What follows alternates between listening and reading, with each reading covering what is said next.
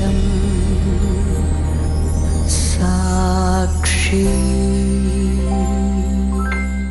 സുജ തന്നെ ഇവിടെ പറഞ്ഞത്, എന്തെങ്കിലും എനിക്ക് സ്കൂളിലെ മറ്റെന്തെങ്കിലും ആവശ്യം ഉണ്ടെങ്കിൽ അത് ഞാൻ അച്ഛനോട് പറഞ്ഞു കഴിഞ്ഞാൽ അച്ഛൻ അത് നിറവേറ്റി തരുന്നുണ്ട് എന്നാ ഇവിടെ പറഞ്ഞു. പണത്തിൻ്റെ കാര്യം, എന്തെങ്കിലും കാര്യത്തിന് പണം നിങ്ങൾ കൊടുക്കാറുണ്ടെന്ന് തന്നെ പറഞ്ഞു. അല്ലെ നിങ്ങൾ അവരെ അവഗണിക്കുന്നോ അങ്ങനെയൊന്നുമല്ല.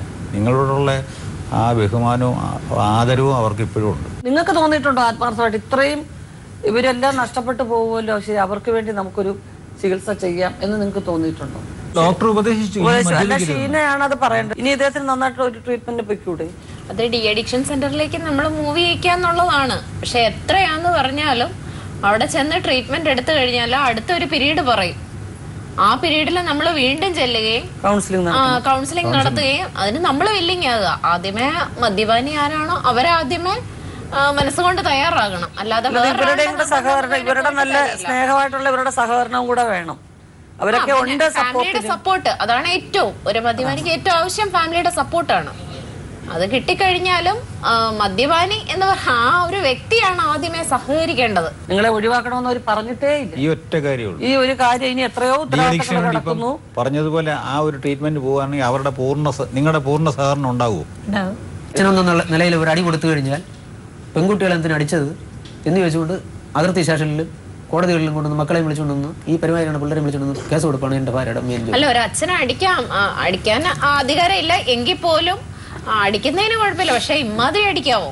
ഒരടിയൊക്കെ കൊടുക്കുന്നത് അത് ഉപദ്രവിക്കുക എന്നുള്ള രീതിയിലല്ല, വേണ്ട എന്നുള്ള രീതിയിലല്ല. നമ്മുടെ മക്കളെ നമ്മൾ വേണം എന്നുള്ള രീതിയില. ആ രീതി ആൻഡ്രോസിന്റെ മനസ്സിലുണ്ട്. പക്ഷെ നമ്മുടെ ശരീരത്തിന്റെ ബലം കൊണ്ട് അടിച്ചു കഴിയുമ്പോഴേ കൊച്ചു പിന്നെ ജീവിച്ചിരുന്നാലല്ലേ പിന്നെ നേരെയാക്കി നമുക്ക് എടുക്കാൻ പറ്റൂ. ഏത് മനുഷ്യനും നന്നാവണമെങ്കിലും അല്ലെങ്കിൽ മോശമാവണമെങ്കിലും ആദ്യം ജീവൻ ഉണ്ടായിരിക്കണം. വേണ്ട ആൻഡ്രൂസേ? അപ്പൊ നമ്മൾ ഒരുപാട് ദേഷ്യം വന്നവരെ നന്നാക്കാൻ വേണ്ടി ഇങ്ങനെ ക്രൂരമായിട്ട് അടിച്ചു കഴിഞ്ഞാൽ ചത്തുപോയ പിന്നെ എവിടെയിട്ട് നന്നാക്കും? അപ്പൊ നിങ്ങളത് അറിയുന്നില്ല. നിങ്ങൾ ആ സമയത്ത് ഒരു അച്ഛൻ അങ്ങനെ മക്കളെ ചെയ്യും. ഏതാ നിങ്ങൾ അതാ പറഞ്ഞ നിങ്ങൾ അറിയുന്നില്ല എന്നുള്ളത്. അല്ലാതെ വെറുതെ ഒരു അമ്മ എങ്ങനെ കൊണ്ട് പരാതി കൊടുക്കും? ആ കുഞ്ഞുങ്ങൾ എങ്ങനെ പറയും? കൊച്ചുങ്ങൾ വെറുതെ കുറ്റം പറയൂ? നിങ്ങളെ കുറിച്ച് വേറെ കുറ്റമൊന്നും പറഞ്ഞില്ലല്ലോ അവര്. നിങ്ങൾ അടിച്ചു ഹോസ്പിറ്റലിലായി, അത് എന്ത് ഇഷ്യൂവിന്റെ എന്ത് തർക്കത്തിന്റെ പുറത്താ നിങ്ങൾ അടിച്ചത് ആ കുട്ടീനെ? ആ കുട്ടിക്ക് വയ്യാണ്ട് അവിടെ കിടന്നു, ഈ അമ്മ അവിടെ ഇല്ലായിരുന്നു. അങ്ങനെ നിങ്ങൾ ആ കുട്ടി തന്നെയല്ലേ അവിടെ ഉണ്ടായിരുന്നുള്ളൂ. അപ്പൊ എന്തിനാ നിങ്ങൾ ആ കുട്ടീനെ തല്ലിയത്? കഥ പൊട്ടി താക്കോൽ വെച്ചിരുന്നു, താക്കോൽ വെച്ച് തന്നില്ല. അല്ല, കഥവ് ഞാൻ തുറന്നപ്പോഴത്തേക്ക് കഥവിൽ കയറി പിടിച്ചു. സുജ ഡിഗ്രിക്ക് പഠിക്കണം എന്ന് പറഞ്ഞപ്പോൾ ഇവരുടെ പരാതിക്കകത്ത് പറയുന്നുണ്ട് അപവാദങ്ങൾ. ഡിഗ്രിക്ക് പഠിക്കണം എന്ന് പറഞ്ഞതിന്റെ പുറത്ത് അപവാദങ്ങൾ പറയും. അങ്ങനെ എന്തെങ്കിലും ചെയ്തോ? ഇവരുടെ പരാതിക്കകത്ത് അങ്ങനെ പറയുന്നുണ്ടല്ലോ. അങ്ങനെ ഒരു ഡിഗ്രിക്ക് ഒരു മകൾ പഠിക്കുന്നു പറയുന്നത് അത് ഒരു അപവാദമായിട്ട് പറയാൻ പറ്റില്ലല്ലോ. പറയുകയും ഉപദ്രവിക്കുകയും മാനസികമായിട്ട് തളർത്തുകയും ചെയ്തു എന്നാണ് ഇവരുടെ പരാതി. ആരോപണങ്ങൾ എന്തെങ്കിലും ആ രീതിയിൽ പറയാം. പക്ഷെ ഡിഗ്രിക്ക് പഠിക്കാൻ പോകണമെന്ന് പറഞ്ഞപ്പോൾ ഓൺലൈൻ ചെയ്യാൻ വേണ്ടി 500 രൂപ വേണമെന്ന് പറഞ്ഞ് ഉടൻ തന്നെ ഞാൻ 500 രൂപ ഞാൻ കറക്കമാണ് വീട്ടിൽ നിന്ന് വാങ്ങിച്ചുകൊണ്ട് കൊടുത്തു. ഞാൻ എങ്ങനെയാണ് അപവാദം പറയുന്നത്? 260 രൂപ ബാങ്കിൽ പോയി ഫീസ് അടയ്ക്കണം. അതിന്റെ ഇതിന് വാങ്ങിച്ചു തന്നായിരുന്നു. അതിനുശേഷം പിന്നീട് അത് പോയതിനു ശേഷം ഞാൻ ആശുപത്രിയിലൊക്കെ ആയിരുന്നു. വന്നതിന് ശേഷം പ്രൈവറ്റായിട്ട് വിടാന്നൊക്കെ പറഞ്ഞ് പപ്പയുടെ അമ്മ തന്നെ പൈസ കൊണ്ടുവന്ന് തന്നു. ആ പൈസ അത്ര എൻ്റെ എടുത്തോണ്ട് പോയി കുടിക്കുകയായിരുന്നു. കൂട്ടുകാരുടെ കൂടെ ചേർന്നാണ് ഈ മദ്യപിക്കാൻ പോകുന്നത്? പിന്നെ സ്വന്തമായിട്ട് വീട്ടില് കൂട്ടുകാരെ വിളിച്ചിട്ട് വരുതെന്ന് പറഞ്ഞാൽ കേൾക്കത്തില്ല. കൂട്ടുകാരായിട്ട് വീട്ടിൽ വന്നിരുന്ന ചില സമയത്തൊക്കെ കുടിക്കുന്നു. ഉത്തരവാദിത്തമുള്ള അച്ഛൻ അങ്ങനെയാണോ ചെയ്യുന്നത്? ഇല്ല, ഈ ഇടയ്ക്കും വന്നായിരുന്നു. ഒരു ദിവസം അമ്മ ഹോസ്പിറ്റലിൽ പോയപ്പോൾ എനിക്ക് വയ്യാത്തോണ്ട് ഞാൻ പറഞ്ഞു അമ്മ ഞാൻ വരണില്ല, അമ്മ മാത്രം പോയിട്ട് വരുമെന്ന് ചോദിച്ചു. അപ്പൊ അമ്മ ഒന്ന് പറഞ്ഞു. അപ്പൊ എന്നോട് പറഞ്ഞ് പോകുന്നെങ്കിൽ നീ കൂടെ പോയാൽ മതി, ഇല്ലല്ല രണ്ടുപേരും പോണ്ടെന്ന് പറഞ്ഞു. അന്ന് പോയിട്ട് വന്നപ്പോൾ വീട് മൊത്തം അലങ്കോലമായിട്ട് കിടക്കുന്നു. അപ്പൊ അപ്പുറത്തുള്ള ഒരു ആന്റിയാണ് പറഞ്ഞത് ഇന്ന് വീട്ടിൽ എന്റെ മാമ വന്നിരുന്നു. അങ്ങനെ ഒക്കെ പേരും കൂടെ വന്നിരുന്ന് കുടിച്ചിട്ടൊക്കെ പോയത്. ചിലപ്പോ രാത്രിയൊക്കെ വിളിച്ചിട്ട് വരുന്ന വീട്ടിലെ കൂട്ടുകാരെയൊക്കെ. എന്റെ വീടിന്റെ അടുത്ത് 4 വശത്തും ആൾക്കാരുണ്ടല്ലോ. അവിടെ അങ്ങനെ ഒരു സംഭവം ചെയ്യാൻ അവർ നാട്ടുകാരൊന്നും അനുവദിക്കില്ല. 8000 രൂപ കിട്ടുമെന്ന് പറഞ്ഞില്ലേ? ഇപ്പോഴും ആ റേറ്റിലൊക്കെ കിട്ടാറില്ലേ മാസം വരുമാനം? അതെന്ത് ചെയ്യുന്നു? അത് ഫീസ് നമ്മുടെ വീട്ടിൽ ചെലവ്. വീട്ടിൽ എന്ന് വെച്ച് കഴിഞ്ഞാൽ അത്യാവശ്യം ചെലവുകളൊക്കെ നോക്കൂറാണ്. എന്തെങ്കിലും ഇല്ലെന്ന് പറയുവാണെങ്കിൽ അവിടെ പിന്നെ കുറ്റമാണ്. തേങ്ങ ഇല്ലെന്നോ എണ്ണ ഇല്ലെന്നോ മുളകില്ലെന്നോ ഒന്നും പറയാൻ പാടില്ല. ഉടനെ ചോദിക്കുക അപ്പുറം ഇപ്പുറം ആളുകളുള്ള അറിയാമോ? അപ്പം ഞാൻ പറയും വീട്ടാവശ്യത്തിന് എല്ലാവരും വാങ്ങുന്ന സാധനം ഞാനും പറയുന്ന അനാവശ്യമായിട്ടൊന്നും പറഞ്ഞില്ലല്ലോ എന്ന് പറയും. അതെ നിനക്ക് ഇപ്പം തന്നെ വേണോ എന്ന് കേൾക്കും. ഞാൻ പറഞ്ഞു കൊണ്ടുവന്നാൽ എന്തെങ്കിലും ഉണ്ടാക്കാം, ഇല്ലെങ്കിൽ ഒന്നും ഉണ്ടാക്കത്തില്ല. അങ്ങനെ മിക്ക ദിവസവും എന്തെങ്കിലും വാങ്ങിക്കൊണ്ടുവന്നാലും എന്താ വെച്ചാൽ ഇപ്പം ഞാൻ ജോലിക്കൊട്ടും പോകാറില്ല. ഞാൻ പറഞ്ഞല്ലോ ഇപ്പം 8 ദിവസം കൊണ്ട് എനിക്ക് ജോലി കിട്ടിയുള്ളൂ. അങ്ങനെ ഞാൻ ഒന്നും വയ്ക്കാറില്ല. പിന്നെ എന്തെങ്കിലും 2 കോഴിയുണ്ട്, മുട്ടയിടുമ്പോൾ അവൾക്ക് ചമ്മന്തിയാ ഈ മുട്ട എന്തെങ്കിലും പൊരിച്ച് അവൾക്ക് ചോറ് കൊടുത്തേക്കും. പിന്നെ റേഷൻ കിട്ടുന്നത് കൊണ്ട് അതിട്ട് അങ്ങനെ വെച്ച് പോവും. പിന്നെ ഒന്നും അതും ഇല്ലെന്നായ അവരനിയൻ്റെ നിന്ന് ആരെയെന്നെങ്കിലും പൈസ വാങ്ങി അരി വാങ്ങിക്കൊണ്ടുവരും. പിന്നെ വല്ലപ്പോഴും 2 ദിവസത്തിലൊരിക്കൽ മീൻ വാങ്ങിക്കൊണ്ടുവരും. ഇത് തന്നെ. പിന്നെ അതിൽ ചേർക്കാനൊന്നുമില്ലെന്ന് പറഞ്ഞാൽ നീ അവിച്ച് വെച്ചാൽ മതി, നീ ഒന്നും ചേർക്കണ്ട എന്ന് പറയും. അപ്പോൾ അങ്ങനെയൊന്നും കിട്ടിയില്ലെങ്കിൽ, ബാക്കി രുചിയില്ലെങ്കിൽ ഉടനെ തന്നെ പറയും എന്തുകൊണ്ട് ഇങ്ങനെ ഇരിക്കണം, നിനക്ക് വയ്ക്കാൻ അറിയാമല്ലോ, പിന്നെ നീ എന്താ ഇങ്ങനെ വെച്ച് വെച്ചിരിക്കണമെന്നൊക്കെ ചോദിക്കാം. അപ്പം ഞാൻ പറയും അതിൽ ചേർക്കാൻ സാധനം ഉണ്ടെങ്കിൽ രുചി കാണത്തുള്ളൂ, ഇല്ലെങ്കിൽ ഇങ്ങനെയൊക്കെ ഇരിക്കുള്ളൂ എന്ന് പറയും. അപ്പോൾ പറയും ഞാൻ ഇനി എന്ത് ചെയ്യണമെന്ന് ചോദിക്കും. ഞാൻ പറഞ്ഞു ഇല്ലെന്ന് പറയുന്ന സാധനം വാങ്ങിച്ചുകൊണ്ട് വന്നാൽ ഉണ്ട്. പക്ഷെ വൈകുന്നേരം ആകുമ്പോൾ 110 കുപ്പി വീട്ടിൽ എത്തും. അതെങ്ങനെയാണ്, അതിന് പൈസ എവിടെയെന്നാന്ന് ചോദിച്ചാൽ അത് നിനക്ക് ഇപ്പോൾ അറിയണമെന്ന് ചോദിച്ചാൽ കൈ ഓങ്ങിക്കൊണ്ടുവരും. ഞാൻ പറഞ്ഞു എനിക്കറിയണ്ട, ഇപ്പം ഈ ബാക്കി രുചി ഇല്ലെന്ന് പറയണുണ്ടല്ലോ, അതുകൊണ്ടാണ് ചോദിച്ചതെന്ന് പറയും. പിന്നെ ചൂട് സാധനം വേണം കൊണ്ടുവന്നുണ്ടെങ്കിൽ നമുക്ക് ഇച്ചിരി വയ്യെന്ന് പറഞ്ഞാലും എനിക്ക് ചൂട് തന്നെ വേണം, എനിക്കിപ്പോൾ 2 ദോശ വേണം, അല്ലെങ്കിൽ ഇപ്പം കിഴങ്ങ് കറി വെക്കണം എന്നൊക്കെ പറഞ്ഞോളൂ. അപ്പം ഇങ്ങനെ മദ്യപിച്ചിട്ട് വന്നാൽ മക്കൾ ചൂടാക്കി തരത്തില്ല, മക്കൾ ബഹുമാനിക്കൂല. കുറച്ച് കാലം കൂടെ കഴിയുമ്പോഴത്തേക്ക് അച്ഛന് പപ്പയാണെന്നുള്ളൊരു ബഹുമാനം കൊടുക്കത്തില്ല. മക്കൾക്കൊരു ജോലി എന്തെങ്കിലും കിട്ടുമ്പോൾ അല്ലെങ്കിൽ പപ്പ 5 ദിവസം കിടക്കുന്നു, ഞങ്ങളെ നോക്കിയതാണ് എന്ന് പറഞ്ഞ് പപ്പയ്ക്ക് 5 പൈസ ചിലവാക്കത്തില്ല. എന്ന് വെച്ചാൽ ഞങ്ങൾ എത്രയും മാത്രം ഉപദ്രവിച്ച് പപ്പ ഇങ്ങനെയൊക്കെ കടന്നതാണ്, അപ്പോൾ പിന്നെ എന്തുകൊണ്ട് ഞങ്ങൾ ചിലവാക്കണേ എന്നേ ചിന്തിക്കുള്ളൂ. അപ്പം ഞാനും പറഞ്ഞു കൊടുത്തിട്ടുണ്ട് നല്ല സ്വഭാവത്തിരിക്കും മക്കൾ ഇങ്ങനെയൊക്കെ ചിന്തിക്കുള്ളൂ, അതുകൊണ്ട് ഇനിയെങ്കിലും നേരെ ആകണം എന്ന്. നീ എൻ്റെ അമ്മ വിചാരിച്ചിട്ട് ഞാൻ നേരെ ആയില്ല, ഇനിയാ നീ നേരെ ആക്കുന്നതെന്ന് ചോദിക്കും. ഞാൻ പറയാം അത് അമ്മയല്ലേ, ഇപ്പം 2 മക്കളായി, മക്കൾ ആവശ്യങ്ങളുണ്ട്, അതുകൊണ്ട് നിങ്ങൾ നേരെ ആയ, അത് നീ ഇപ്പം എന്നെ പഠിപ്പിക്കേണ്ട, നീ എന്നെ പഠിപ്പിച്ച് നേരെ ആക്കിയിട്ട് നീ എൻ്റെ കൂടെ ജീവിച്ചാൽ മതി. ഇങ്ങനെയൊക്കെ ചില സമയം പറയാറുള്ള ഭർത്താവ്. അപ്പം ഞാൻ ഇതിലെന്ത് ചെയ്യണം? എനിക്ക് വേറെ അഭിപ്രായ വ്യത്യാസമൊന്നുമില്ല. നിങ്ങളോട് വലിയ സ്നേഹമുണ്ട് അവർക്ക്, മക്കൾക്കും ഉണ്ട്. നിങ്ങൾ എങ്ങനെയെങ്കിലും നല്ല രീതിയിൽ നിൽക്കണം. എനിക്കും അവിടുത്തെ സ്നേഹമേ ഉള്ളൂ. സ്നേഹമുണ്ട് നിങ്ങൾക്ക്, സ്നേഹം ഉള്ളതുകൊണ്ടാ പറഞ്ഞു, അല്ലെങ്കിൽ നിങ്ങൾ ഇവിടെ നിന്ന് വരത്തില്ലല്ലോ. അല്ല റെഗുലേഷൻ ഞങ്ങളൊരു നിർദ്ദേശം വെച്ചല്ലോ, ഈ മദ്യപാനം ഒഴിവാക്കാൻ വേണ്ടിയിട്ട് ഒരു ചികിത്സയ്ക്ക് അതിന് താല്പര്യമുണ്ടോ? മദ്യപാനം മതിയാക്കാൻ ഞാൻ കുടിക്കാതിരിക്കുന്ന ദിവസമുണ്ട്. അതല്ല, പൂർണ്ണമായിട്ടും മദ്യപാനം ഒഴിവാക്കുക. നിങ്ങളുടെ ആരോഗ്യത്തിന് അത് ഡോക്ടർമാർ തന്നെ പറഞ്ഞു, നിങ്ങൾ മദ്യപിച്ചതിന് ശേഷമാണ് രക്തം ഛർദ്ദിച്ചത്. നിങ്ങളോട് പറഞ്ഞു ഇനിയും മദ്യപിക്കരുതെന്ന്. നിങ്ങളുടെ ആരോഗ്യത്തെ നിങ്ങളുടെ ജീവനെ തന്നെ അത് ബാധിക്കുമെന്ന് പറഞ്ഞിരിക്കുകയാണ്. അപ്പോൾ അതെല്ലാം കൂടെ കണക്കിലെടുത്തുകൊണ്ട് ഒരു നിർദ്ദേശം, മദ്യപാനം ഒഴിവാക്കാൻ വേണ്ടിയുള്ള ഒരു ചികിത്സ, അതിന് തയ്യാറാണോ? നിങ്ങളെ പരിചരിക്കാൻ അവർ വന്നിരിക്കും, അവർ ഒരുക്കമാണെന്ന് പറഞ്ഞു. ഈ ഒരു സാഹചര്യം നിങ്ങൾ ചികിത്സയ്ക്ക് തയ്യാറായാൽ അതിനൊരുക്കമാണോ? ചികിത്സയ്ക്കൊക്കെ പൈസയുടെ കാര്യങ്ങളൊക്കെ കൂടെ അത് പോട്ടെ, പൈസയുടെ കാര്യം ഇപ്പം നമ്മൾ അത് വേറെ വഴി ഉണ്ടാക്കാം. പൈസയുടെ കാര്യത്തിന് അത് ചിന്തിക്കണ്ട. അതിനോട് യോജിക്കുന്നുണ്ടോ? മദ്യപാനം നിർത്താൻ നിങ്ങൾ തയ്യാറാണോ? നിർത്താൻ തയ്യാറാണെന്ന് പറഞ്ഞാൽ അതാണ് അല്ല, നിങ്ങൾ ഇടയ്ക്ക് മദ്യപിക്കുന്ന വിഷയം അത് വിട്ടേക്ക്, മദ്യപാനം പൂർണ്ണമായിട്ട് നിർത്താൻ നിങ്ങൾ തയ്യാറാണോ? അവരുടെ നല്ലൊരു ഭാവി നിങ്ങൾക്ക് കാണണോ? അപ്പോഴേ ഇത് എല്ലാം ഇത് മദ്യത്തിലാണെന്ന് പറയുന്നത് അതാണ് ശരി. കാരണം നിങ്ങൾ മദ്യപിച്ചതിന് ശേഷമാണ് നിങ്ങളല്ലാതാകുന്നത്. നിങ്ങളൊരു ഭർത്താവ് അല്ലാതാകുന്നു, നിങ്ങളൊരു നല്ല അച്ഛനല്ലാതാകുന്നു. അതൊക്കെ വെറുതെ പറയുന്നത്, അതുകൊണ്ടൊന്നുമില്ല. കാരണം എന്താന്നുള്ളത് നിങ്ങളെ കണ്ടെത്തേണ്ടിയിരിക്കുന്നു. അപ്പൊ അതാണ് പ്രശ്നം. അപ്പൊ അദ്ദേഹത്തിന് അത് ഓർമ്മയില്ല.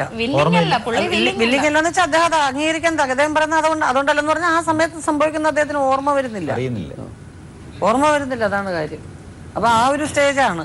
ഒരു മദ്യം കഴിക്കാനായിട്ട് ഒരു കാരണം കണ്ടെത്തുക മാത്രമാണ് അയാൾ ചെയ്യുന്നത്. കാരണം ഓർമ്മയില്ലാന്ന് എങ്ങനെ വരും? കാരണം ഇയാൾ അടിച്ചിട്ടാണ് ആ മൂത്ത കുട്ടി ഹോസ്പിറ്റലിൽ അഡ്മിറ്റ്. ബോധം വരുമ്പോ അയാൾക്കറിയാലോ. അറിയാം. പക്ഷെ അദ്ദേഹം പറയുന്ന ആ ഒരടിയെ ഓർമ്മയുള്ളൂ പുള്ളിക്ക്. ആദ്യം കൊടുത്ത ഒരടിയെ ഓർമ്മയുള്ളൂ, പിന്നത്തെ വയലന്റ് ആയ സംഗതി ഓർമ്മയില്ല.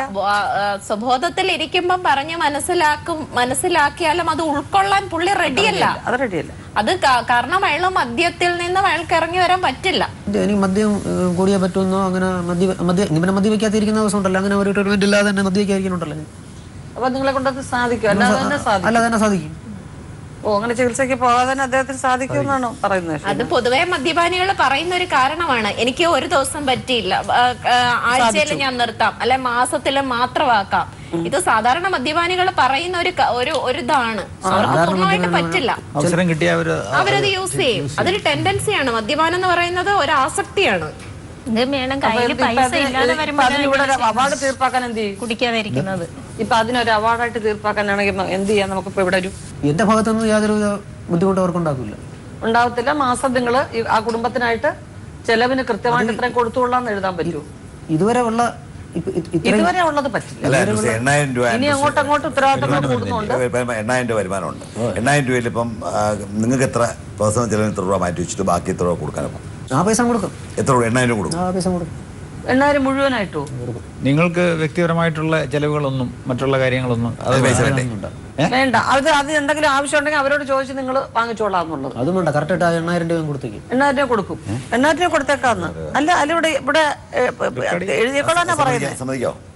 എഴുതിക്കോളാന്നാ പറയുന്നത്. മാസം 8,000 രൂപ വെച്ച് കൃത്യമായിട്ട് അതേ നിങ്ങളെ ഏൽപ്പിക്കും. വീട്ടുകാരും ഫീസിനുള്ള ഇപ്പൊ പറയും ഞങ്ങൾക്ക് ഒരുപാട് അനുഭവം ഉണ്ടായിട്ടുണ്ട്. എന്ന് വെച്ചാൽ അവിടെ ഈ മകാൽ അന്വേഷണ എന്ന് പറഞ്ഞുകൊണ്ട് ഒരു സംഘടനയുണ്ട്. അവരൊക്കെ വലിയ ആളുകളാണ്. അവരൊക്കെ വന്ന് പെണ്ണുങ്ങി താമസിക്കുമ്പോഴത്തേക്ക് അവരൊക്കെ ഒത്തു ചേർക്കാറുണ്ട്. വന്ന് നിന്നിട്ട് പറയും നീ ഇത്ര രൂപ ചെലവിന് കൊടുക്കണം എന്ന് പറയും. ഡെയിലി 200 രൂപ നീ ചെലവിന് കൊടുത്താൽ മതി, അതിൽ നിന്ന് അവൾ മിച്ചം പിടിച്ച് പിള്ളേരെ ആവശ്യങ്ങളെല്ലാം ചെറുതായിട്ട് നടത്തിക്കോളും എന്നെല്ലാം പറഞ്ഞിട്ടുണ്ട്. പിന്നെ നിന്നെ കൊണ്ട് കഴിയുന്നുണ്ടെങ്കിൽ പിള്ളേർക്ക് പഠിക്കാൻ പൈസ കൊടുത്തോന്ന് പറയും. അങ്ങനെ 2 ദിവസം എനിക്ക് തന്നു. പിന്നെ ഞാൻ ചോദിക്കാൻ പോകത്തില്ല. പിന്നെ ആ പൈസ കാണത്തില്ല. പിന്നെ ഒരാഴ്ച കഴിയുമ്പോഴത്തേക്ക് 50 രൂപയായി, പിന്നെ 40 രൂപയായി. അത് വേറെ തരാവുന്നവർ സംബന്ധിച്ച് അത് തീർപ്പാക്കി നമ്മളോട് എഴുതി ഒപ്പിട്ട് ഒരു അദാലത്ത് ഡിസിഷനായിട്ടാണ് വരുന്നത്, തീരുമാനമായിട്ടാണ് വരുന്നത്.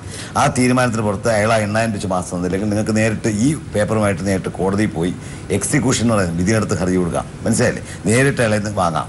അതെടുത്ത് തന്നില്ലെങ്കിൽ അയാൾ ജയിലിൽ പോകും. മനസ്സിലായില്ലേ?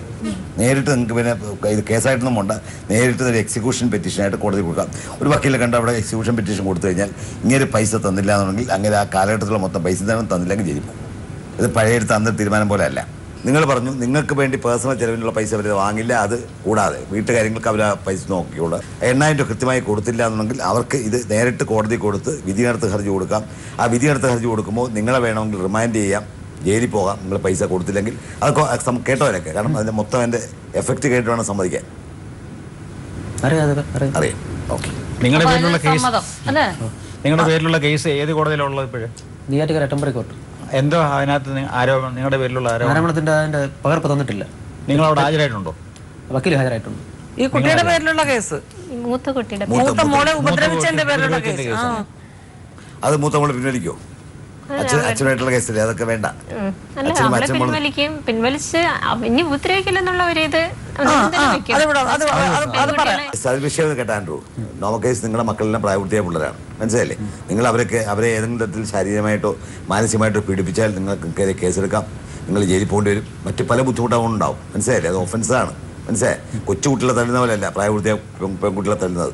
മനസ്സിലായി? അതിനകത്ത് പല നിലയിൽ മാനസികമായിട്ടും ശാരീരികമായിട്ടും എങ്ങനെ പിടിപ്പിച്ചാൽ നിങ്ങൾക്ക് പിന്നെ ആ സമയത്തിന് പോലീസ് കേസെടുക്കാം. നിങ്ങളുടെ ആരോഗ്യത്തെ തന്നെ ബാധിക്കുന്ന പ്രശ്നമല്ലേ? നിങ്ങൾക്ക് എന്തെങ്കിലും നാളെ ഒരു വീഴ്ച ഉണ്ടായി കഴിഞ്ഞാൽ നിങ്ങളെ സംരക്ഷിക്കേണ്ടവരല്ലേ? വേണ്ടാതെ ഞങ്ങൾ ഇത്രമാത്രം ഉപദ്രവിക്കുന്നെങ്കിലും ഞങ്ങൾ നോക്കിയെന്നാ പറയുന്നത്. ഇപ്പോഴും എന്തെങ്കിലും വരുമ്പോഴത്തേക്ക്, ഇന്നാളും വയ്യാതെ ആയപ്പോഴത്തേക്ക് അതിന് തലേദിവസമൊക്കെ എന്നെ ഇഷ്ടം പോലെ അടിച്ചതാ. വയ്യാതെ ആയതെങ്കിലും ഞാൻ കൊണ്ടുപോടി മെഡിക്കൽ കോളേജിൽ കൊണ്ട് അന്വേഷിച്ചൊക്കെ കൊണ്ടുവന്നതാ. അപ്പോഴും ഞാനും മോളും കൂടെ അപ്പോഴാണ് ഇരുന്നത് വന്നു. ചക്കാരും മനസ്സിലാക്കണം. കാരണം അറിയോ, നിങ്ങളെ ഭാര്യ തല്ലാനുള്ള റൈറ്റ് ഒന്നും ഇല്ല. അവരെ ഏതെങ്കിലും തരത്തിൽ മാനസികമായിട്ടോ ശാരീരികമായിട്ടോ പീഡിപ്പിച്ചാൽ ഇപ്പം നിലവിലുള്ള ഡൊമസ്റ്റിക് വയലൻസ് ആക്ട് നമ്മുടെ ആക്ടുണ്ട്, ഗാർഹിക പീഡന നിയമം. ആ നിയമപ്രകാരം നിങ്ങൾക്കെതിരെ കേസെടുക്കാം. ആ വീട്ടിൽ നിങ്ങളെ കയറരുതെന്ന് പറഞ്ഞ് കോടതിക്ക് ഓർഡർ ചെയ്യാം. നിങ്ങൾക്ക് ആ ഭാഗത്തൂടെ എല്ലാം നോക്കില്ല. അവർക്ക് ജീവിക്കാൻ ആവശ്യമായ ചിലവും കൊടുത്ത് നിങ്ങൾ റോഡേ നടക്കേണ്ടി വരും. മനസ്സിലായില്ലേ? ഓരോ വ്യവസ്ഥകളും പറഞ്ഞ് നിങ്ങൾ സമ്മതിച്ചിരിക്കുകയാണ്. നിങ്ങൾ മാസം 8,000 രൂപ കൊടുത്തോളാം. അതുപോലെ തന്നെ ആ കുട്ടികളെയോ ഭാര്യയോ മാനസികമായിട്ടോ ശാരീരികമായിട്ടോ നിങ്ങൾ പീഡിപ്പിക്കില്ല അല്ലേ? വേറെന്താണ് നിങ്ങൾക്ക് വ്യവസ്ഥ? നിങ്ങൾക്ക് എന്തെങ്കിലും നിങ്ങളെ അതുപോലെ തന്നെ നിങ്ങളുടെ ആരോഗ്യവും കാര്യങ്ങൾ അവർ നോക്കിക്കോളും. നിങ്ങളുടെ ആഹാരവും മറ്റു ചെലവുകളും ഭർത്താവായിട്ടും ഒരു അച്ഛനായിട്ടുമുള്ള എല്ലാ രീതിയിലും നല്ല രീതിയിലുള്ള കാര്യങ്ങൾ അവരുടെ ഭാഗത്തുനിന്നുണ്ടാവും. ആഹാരം ചൂടായിരിക്കണം, രുചികരമായിട്ടുള്ള ആഹാരങ്ങളായിരിക്കണം വേണ്ടിയത് എപ്പോൾ വന്നു കഴിഞ്ഞാലും. അപ്പോൾ ആ രീതിയിലുള്ള ഒരു നിഷ്കർഷമൊന്നും വെറും ഒരു വീട്ടമ്മ മാത്രമായിരുന്നെങ്കിൽ നമുക്ക് അങ്ങനെ പറയാം. പക്ഷെ ഇപ്പൊ അവരും നിങ്ങളെ പോലെ തന്നെ ജോലിക്ക് പോകുന്ന ഒരു സ്ത്രീയാണ്. അവർക്ക് എപ്പോഴും സമയാസമയത്ത് ചൂടാഹാരം തരണം എന്നൊന്നും പറഞ്ഞാൽ നടക്കത്തില്ല. പിന്നെ പ്രധാനമായിട്ടും നിങ്ങളുടെ ഭാഗത്തു നിന്ന് ഈ കൂട്ടുകാരോ മറ്റാരുമോ ആ വീട്ടിൽ വന്ന് മദ്യപിക്കുകയോ അങ്ങനെയുള്ള കൂട്ടുകെട്ടൽ കാര്യങ്ങളൊന്നും അവിടെ നടപ്പില്ല. അത് പാടില്ല. അത് കേട്ടോ? സമ്മതമാണല്ലോ അത് അല്ലേ? അത് ആൻഡ്രൂ കാരണം 2 പെമ്മക്കളാണ്, പ്രായപൂർത്തിയ പിള്ളേരാ. നമ്മൾ ആ വീട്ടിലെ നമ്മളെ സുഹൃത്തുക്കളെയും മറ്റുള്ളവരും വന്ന് വെള്ളമടിക്കാനായിട്ട് വിളിച്ചുകൊണ്ടുവരാന്ന് ശരിയില്ല കേട്ടാ. അപ്പം അത് സമ്മതിച്ചു. ഒരുപാട് സമയത്തെ തർക്കങ്ങളോ പ്രശ്നങ്ങളോ ഒന്നും ഇവിടെ ഉണ്ടായിട്ടില്ല. റാണിയുടെ പരാതിയിൽ ആൻഡ്രോയെ കുറിച്ച് 1-2 കാര്യങ്ങൾ മാത്രം. അതുപോലെ തന്നെ മോടെ പരാതിയിലും അച്ഛൻ്റെ ശാസന ഇത്തിരി കൂടിപ്പോയി അല്ലെങ്കിൽ അച്ഛൻ തല്ലുന്നു എന്നൊക്കെ ഉള്ളതല്ലാതെ മറ്റു പരാതികളൊന്നുമില്ല. അവർക്കുണ്ടായിരുന്ന ആ ചെറിയ ചെറിയ പരാതികളൊക്കെ പരിഹരിക്കപ്പെട്ട് സന്തോഷമായിട്ട് അതിനൊരു തീർപ്പുണ്ടാക്കാൻ സാധിച്ചു. അതിൻ്റെ വായിക്കുന്നതിന് മുൻപ് നിങ്ങൾ കുടുംബമായിട്ട് ഒന്നിച്ചിരിക്കണം. ആൻഡ്രൂ അപ്പുറത്ത് പോയിരിക്കണം, മോടെ അടുത്തിരിക്കണം.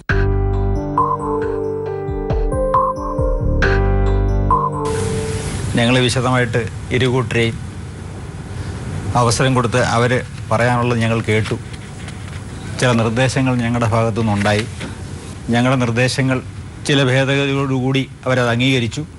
അങ്ങനെയുണ്ടായൊരു തീരുമാനം അനുസരിച്ച് ഇന്ന് ഞങ്ങളൊരു അവാർഡ് പാസ്സാക്കിയിരിക്കുകയാണ്. അതിൻ്റെ സാരാംശം ആൻഡ്രോ റെഗുലസ് എല്ലാ മാസവും 8,000 രൂപ വീതം ഭാര്യയുടെയും മക്കളുടെയും തൻ്റെയും കൂടി ചെലവിന് വേണ്ടി ഭാര്യയെ ഏൽപ്പിക്കാം എന്നാണ് പറഞ്ഞിരിക്കുന്നത്. അത് സമ്മതിച്ചിട്ടുണ്ട്. ആൻഡ്രോ സമ്മതിച്ചു, ഭാര്യയും അതിനോട് യോജിച്ചിരിക്കുകയാണ്. പല രീതിയിലുള്ള വിഷമതകൾ അവർക്ക് ഉണ്ടായിട്ടുണ്ട്. അങ്ങനെ ശാരീരികമായോ മാനസികമായോ യാതൊരു ബുദ്ധിമുട്ടുകളും ഭാര്യയ്ക്കും മക്കൾക്കും മേലിലുണ്ടാക്കരുതേ എന്നാണ് 2ാമത്തെ നിർദ്ദേശം. പഠിപ്പും മറ്റുള്ള കാര്യങ്ങളും നിർവഹിക്കാനുള്ള ഉത്തരവാദിത്വം ഭാര്യയിലും ഭർത്താവിലും നിക്ഷിപ്തമായിരിക്കണം. നേരത്തെ ഉണ്ടായ സംഭവങ്ങളുടെ പേരിൽ മൂത്ത മകൾക്ക് ചില്ലറ പരിക്കുകളേറ്റ് ആശുപത്രി ചികിത്സയിലായിരുന്നു. അങ്ങനെ ആശുപത്രിയിൽ പോലീസ് എത്തി ആൻഡ്രോയ്ക്കെതിരെ ഒരു കേസ് നിലവിലുണ്ട് എന്നാണ് മനസ്സിലാക്കുന്നത്. അദ്ദേഹത്തിന് അതിൻ്റെ സമൻസ് കിട്ടിയിട്ടുണ്ട്. ആ മൂത്ത മകൾ ക്രിസ്മസ് വെക്കേഷനിൽ വരുമെന്നാണ് പറയുന്നത്. അപ്പോൾ ആ കേസ് പിൻവലിക്കാനുള്ള നടപടികൾ എല്ലാവരും കൂടി എടുക്കണം. ഇന്നത്തെ ഈ കേസിലുണ്ടായിട്ടുള്ള തീരുമാനങ്ങൾ നിങ്ങൾ ഈ കേസ് തീർപ്പ് കൽപ്പിക്കുന്നതിന് വേണ്ടിയിട്ട് നിങ്ങൾ ഇരുകൂട്ടരും സഹകരിച്ചു. ഈ അവാർഡ് ഇവിടെ ഉണ്ടായിരിക്കുന്ന ഈ ഉത്തരവ് അത് ഒരു കോടതിയിലും ചലഞ്ച് ചെയ്യാൻ പറ്റത്തില്ല. ഏതെങ്കിലും കാരണവത്താൽ ഈ ഉത്തരവ് നടപ്പാക്കാൻ വീഴ്ച വരുത്തിയാണെങ്കിൽ അവിടെ നിങ്ങൾക്ക് സൗജന്യ നിയമസഹായം താലൂക്ക് നിയമ ബോർഡുണ്ട്. അവിടെ അവരെ അപേക്ഷ കൊടുത്തു കഴിഞ്ഞാൽ ഒരു വക്കീലിനെ നിയമിച്ചു തരും. നിങ്ങൾ ഫീസൊന്നും കൊടുക്കണ്ട. അപ്പോൾ ഈ ഉത്തരവ് നടപ്പാക്കാതെ ഇരുന്ന് കഴിഞ്ഞാൽ ഉണ്ടാകാവുന്ന പ്രതിവിധി നിങ്ങൾക്കുള്ള ഒരു പ്രതിവിധിയാണ് ഞാനിപ്പോൾ സൂചിപ്പിച്ചത്. നിങ്ങൾ താമസിക്കുന്ന സ്ഥലത്തെ ഫാമിലി കോടതിയിൽ കൊടുക്കുക. അഭിഭാഷകൻ്റെ സേവനം ആവശ്യപ്പെട്ടുകൊണ്ട് മുനിസിപ്പൽ കോടതി കൊടുക്കാം. നേരത്തെ അല്ല, താലൂക്ക് ലീഗൽ സർവീസ് ജില്ലയിൽ പോകേണ്ട കാര്യമില്ല. താലൂക്ക് നിങ്ങളുടെ താമസിക്കുന്ന താലൂക്കിലുള്ള മുനിസിപ്പൽ കോടതിയിൽ പ്രവർത്തിക്കുന്ന താലൂക്ക് ലീഗൽ സർവീസ് അതോറിറ്റി സെക്രട്ടറിയെ സമീപിച്ചു കഴിഞ്ഞാൽ വക്കീലിനെ നിയമിച്ചും മറ്റുള്ള കാര്യങ്ങളെല്ലാം വേണ്ട കാര്യങ്ങളെല്ലാം അവർ തന്നെ ചെയ്തുകൊള്ളും.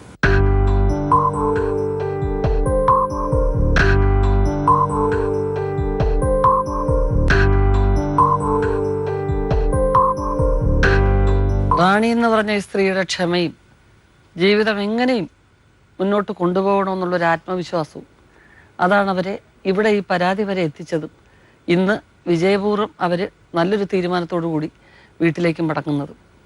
ആ അമ്മയുടെ വിഷമവും കാര്യങ്ങളും ഒക്കെ മനസ്സിലാക്കുന്ന 2 പെൺകുട്ടികൾ. അത് ആൻഡ്രോയുടെയും റാണിയുടെയും ഭാഗ്യം. ഇനി അങ്ങോട്ട് ആൻഡ്രോ ആ കുടുംബത്തെ അങ്ങേയറ്റം സ്നേഹിക്കുന്നുണ്ടോ എന്നുള്ളത് അവർക്കും അറിയാം, അവരിങ്ങോട്ട് സ്നേഹിക്കുന്നു എന്ന് ആൻഡ്രോയ്ക്കും അറിയാം. എല്ലാ ജീവരാശിക്കും പകലന്തിയോളം പണിയെടുക്കുന്നതായിക്കോട്ടെ, അല്ലെങ്കിൽ പിന്നെ ആഹാരം തേടുന്ന ജീവിതങ്ങളായിക്കോട്ടെ, മൃഗങ്ങളായിക്കോട്ടെ, പക്ഷികളായിക്കോട്ടെ, എന്തായാലും തങ്ങളുടെ കൂടണയുക മനുഷ്യന് വീട്. ആ വീട്ടിലൊരു സമാധാനം ഇല്ലാതെ വരുമ്പോൾ അത് ഒത്തുതീർപ്പിലാക്കി വീണ്ടും അത് സന്തോഷപൂർവ്വം മുന്നോട്ട് കൊണ്ടുപോകാൻ ബന്ധുക്കളോ സുഹൃത്തുക്കളോ ഒന്നും ഇല്ലാതെ വരുമ്പോൾ ഇത്തരം വേദികൾ അനിവാര്യമാകുന്നു. പ്രത്യേകിച്ചും ഇവിടെ ഈ തീർപ്പിന് അങ്ങേയറ്റം നിയമപരമായിട്ട് വിലയുള്ളത് കൊണ്ടും ഇന്ന് ഈ കുടുംബം സന്തോഷത്തോടുകൂടി ഇവിടുന്ന് പിരിയുകയാണ്. അവരുടെ കുടുംബത്തിന് എല്ലാ ആശംസകളും നേരുന്നു. 2 കുട്ടികൾ നന്നായിട്ട് പഠിക്കണം മോളെ, ഒരു കൺഫ്യൂഷൻ്റെ ആവശ്യമില്ല. നീ നന്നായിട്ട് പഠിക്കുന്ന കുട്ടിയാണ്. ആ ഒരു ആത്മവിശ്വാസം അച്ഛനെ അമ്മയെ ബുദ്ധിമുട്ടിക്കാതെ നന്നായിട്ട് പഠിച്ച് നന്നായിട്ട് ജോലി ചെയ്യുക കേട്ടോ. ആശംസകൾ. പഠിക്കണം, അതിൻ്റെ ആഗ്രഹങ്ങളൊക്കെ നടക്കട്ടെ. ബാക്കിയുള്ള ദുർചിന്തകളൊന്നും ഉണ്ടാവേണ്ട. നമുക്ക് ഈശ്വരൻ തന്നിരിക്കുന്ന ഏറ്റവും പുണ്യമായ ഒരു ജന്മമാണ് മനുഷ്യൻ്റെ. ഒരുപാട് പ്രതിബന്ധങ്ങളും പ്രശ്നങ്ങളും വരും, പക്ഷേ നമ്മൾ ആത്മവിശ്വാസത്തോടുകൂടി നിൽക്കണം. പിണക്കങ്ങളൊക്കെ മറക്കുക. അച്ഛൻ ഐസ്ക്രീം ഒക്കെ വാങ്ങിച്ചു തരാമെന്ന് പറഞ്ഞിട്ടുണ്ട്. ബാക്കി കാര്യങ്ങളൊക്കെ ഞാൻ പറഞ്ഞ് ഏർപ്പാട് ചെയ്തിട്ടുണ്ട് കേട്ടോ. വീണ്ടും കാണാൻ ജീവിതം സാക്ഷിയിലൂടെ. നമസ്കാരം.